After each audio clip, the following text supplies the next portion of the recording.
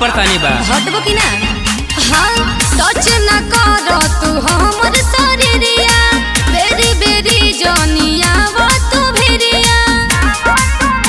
तू हवा का कहीं के सरदार हो, बोला ना? सुन जहिया से उठनी हथियार रे, लोग कहे लागल रंगदार रे।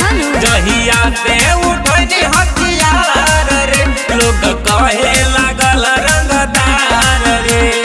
चल झूठा।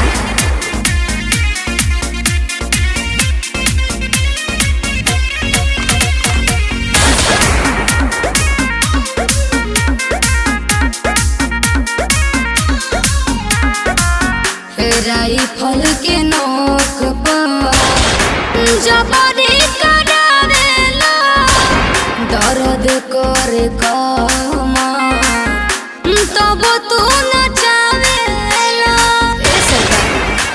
जय दिना सुना तनी सबका के मुंडे बनावा हो, अपन जलवा तू गोरी देखावा हो। ठीक है बा, तोरे चर्चा बा पूरा बाजार में।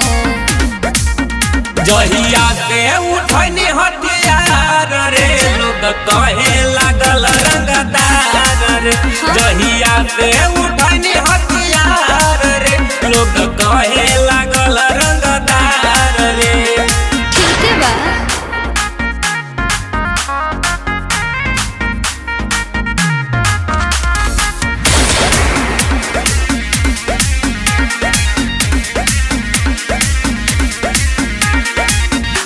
जहवा तू जला तवा महल गरमावेला, सागर चंदन दबा तू बनावेला।